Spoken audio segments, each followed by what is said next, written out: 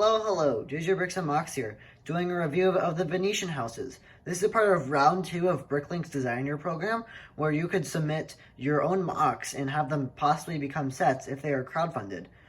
I think only 10,000 of these exist, but you can still download the instructions and buy the pieces online, so you could still own the set. You just won't have the box or the physical instructions. Here's a quick 360 of the whole box. So the front has the build, it's all white, has the Bricklink logo, and all the stuff about the set, and the person who designed it, which was Black Kubit, probably pronounced it incorrectly. Then we got the side, all black. The back shows the buildings rearranged, because you can do that. And then the other side is all black. The top has one of the minifigures, Bricklink Designer Program, and just all the Lego stuff. And then the bottom of the box, all white, plus the barcode. Time to empty the box by taking out a box. And there are a bunch of bags underneath that box. Wow, there's at least 15 bags in this set. Makes sense because this set is 3,400 pieces. No instructions in there. It's probably in this box. So this box, when I empty it, probably gonna have like the first 2 bags. Yep, bags 1 is in there. 2 dark bluish gray 32 by 32 base plates. This little, I guess, oh, it's just saying that there's online instructions. And, oh, there are no physical instructions, only the online ones. So I guess you're only missing out on the physical box. And then there's 2 16 by 16 dark tan plates, and then a bag of just some bigger plates. And yeah, that's it. Okay, here's the building setup. Bags 1 through 9 are here, and bags 10 through 17 are in that big pile there. I'll get to them when I'm on like bag 9, and then I'll just build right here. I'll be back when it's done.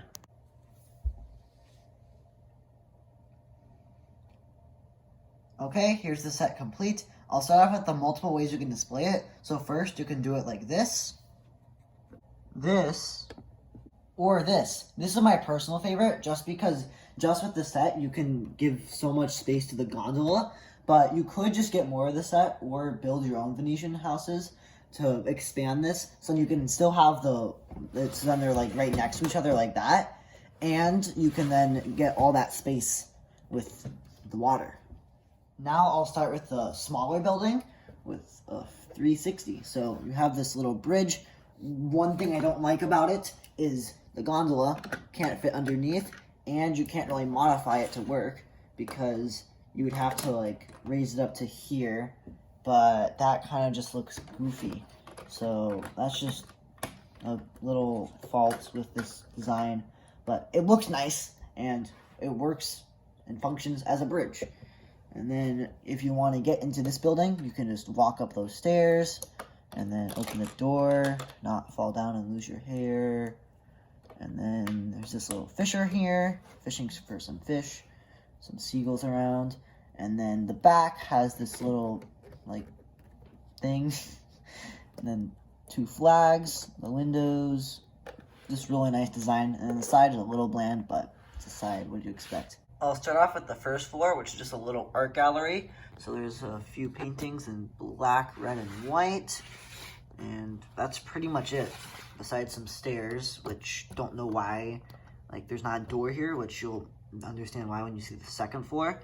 And they're loose, so that's kind of an issue, because then they just move around. And the stairs in the other building have a major issue using this style of stairs. The second floor is a little bedroom, so it sticks up to the name of being a Venetian house.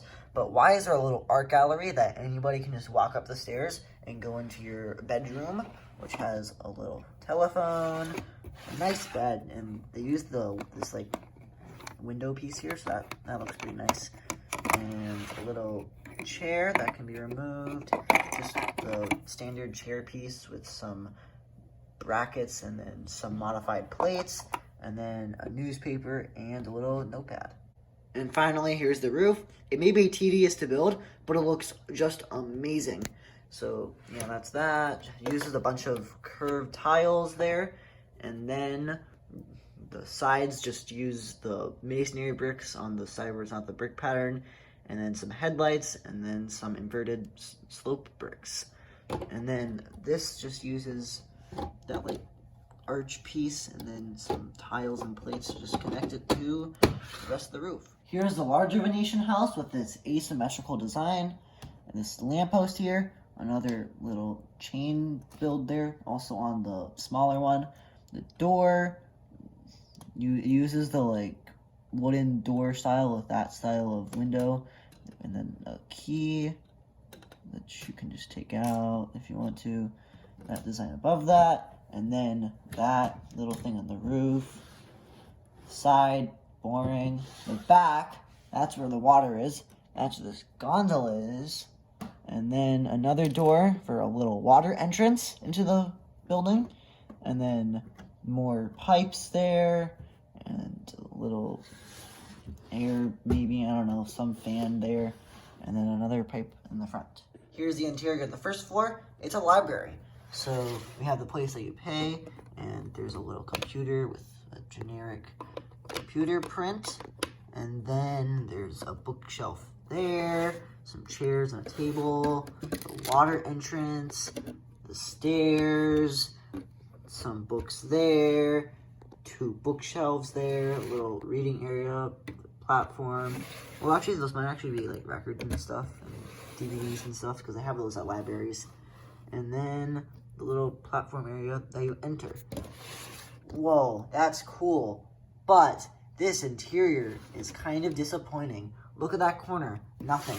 Look at those bookshelves. They're not even completely full. And this is built correctly. There's not like you put some clips there and then you add some tiles and stuff to make some books sticking out. No, that is how it's built. There's nothing there.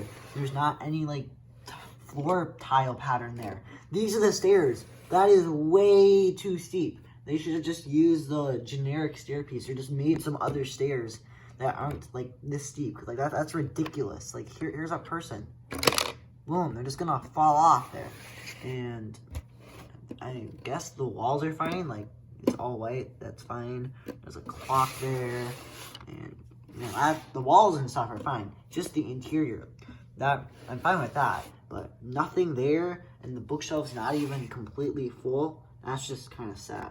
I didn't even have the stairs on correctly. They have to be this spread out to be able to go onto the second floor interior. Wait, interior? What do I mean by that? It's just a grand piano, a bench, and a music stand. And it's not even like good playing rooms because you have to walk through this one to get to that one. Instead of like having a little platform there with 2 doors to get there and there.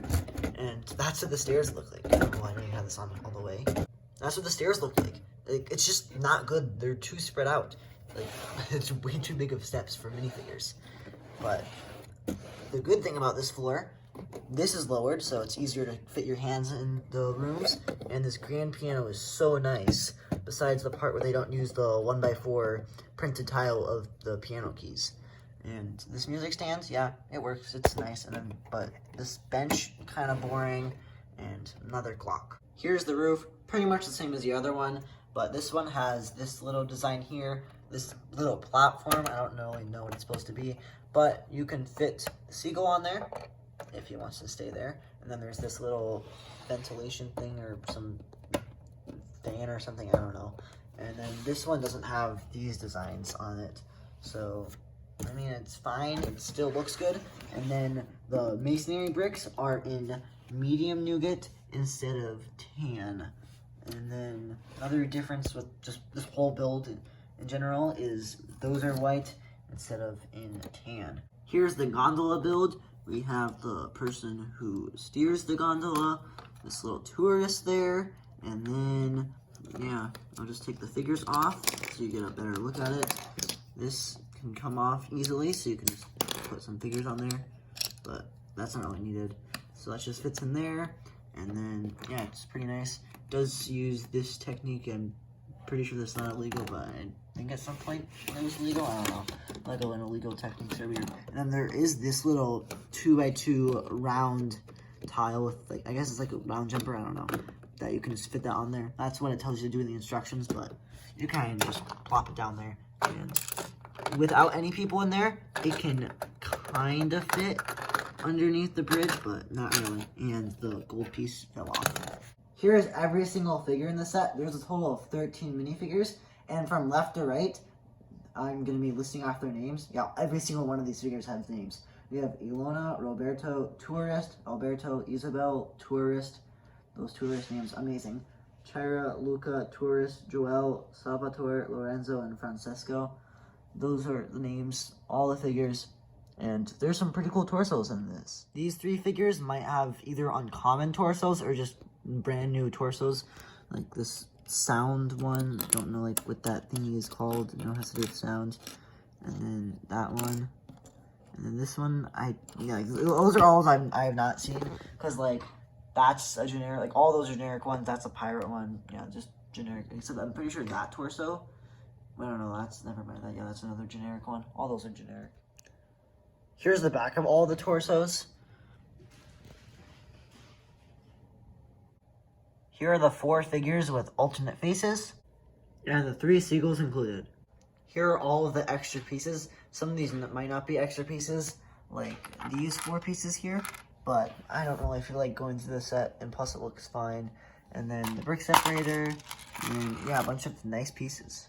No stickers in the set, by the way, which is amazing. Now that I've shown you everything about this set, time to answer the question. Is this worth buying? If you already bought it, good for you. I think this is an amazing purchase with the deal it was at, because it was, I believe, $300 on Bricklink when it was around.